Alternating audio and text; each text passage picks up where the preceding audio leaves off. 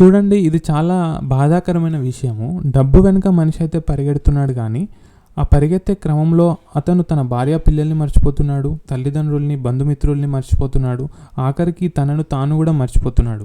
తన ఆరోగ్యం ఎలా ఉన్నా సరే, తన వ్యాయామం ఎటుపోయినా సరే, డబ్బు డబ్బు డబ్బు పనిచేయాలి, డబ్బు సంపాదించాలి, కోట్లు కూడబెట్టాలి. కానీ ఏం చేసుకుంటారని ఆ కోట్లన్నీ మనం చనిపోయే వరకు మనతో ఉంటాయి. చనిపోయిన తర్వాత అవన్నీ మన కొడుకులో లేదంటే కొడుకులు కొట్టుకొని కోర్టులో కేసేసుకొని పంచుకోవడము. ఎందుకంటే వాళ్ళకి మనం ఎలాగో విలువలు నేర్పట్లేదు. వాళ్ళు ఆస్తి కోసం కొట్టుకుంటారు.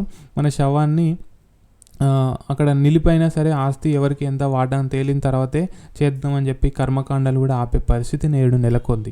కానీ చాణక్యుడు మనకి ఏం చెప్తున్నాడంటే, మనం ధనాన్ని కాపాడుకోవాలి, కానీ ధనం కంటే ఎక్కువ భార్యను కాపాడుకోవాలి, భార్య ధనం కంటే ఎక్కువగా తన్ను తాను రక్షించుకోవాలి అని చెప్తున్నాడు. సో మనం ఫస్ట్ ప్రయారిటీ మనకి ఇచ్చుకోవాలి. ఎందుకంటే ధనం ఉన్నా భార్య ఉన్నా మనము చనిపోయిన తర్వాత ఏం లాభం ఉండదు. మనం చనిపోయిన తర్వాత మన చుట్టూ పంచభక్ష ప్రమాణాలు ఉన్న ప్రపంచంలో ఉన్న సంపద అంతా మన ముందు తెచ్చిపెట్టినా మన దగ్గర ఉలుకు పలుకు ఉండదు. అదంతా కూడా మనం అనుభవించలేము. కాబట్టి మనము ఫస్ట్ మనకి ప్రియారిటీ ఇచ్చుకోవాలని చెప్తున్నాడు. ఆత్మరక్షణ చాలా ముఖ్యమని చెప్తున్నాడు.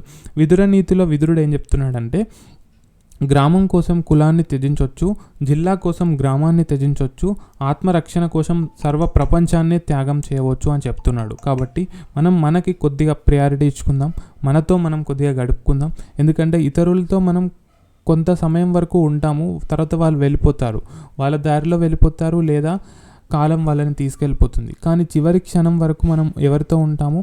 మనతో ఉంటాము. కాబట్టి మనం ఎవరితో ఉంటే బాగుంటుంది అంటే, మనం ఇతరుల్లో ఎటువంటి లక్షణాలు కోరుకుంటున్నాము, అటువంటి లక్షణాలు మనలో మనం డెవలప్ చేసుకునే ప్రయత్నం చేద్దాం. అందరూ బాగుండాలి, అందులో మనం ఉండాలి. చాణక్య నీతి 2.0 పార్ట్ 4.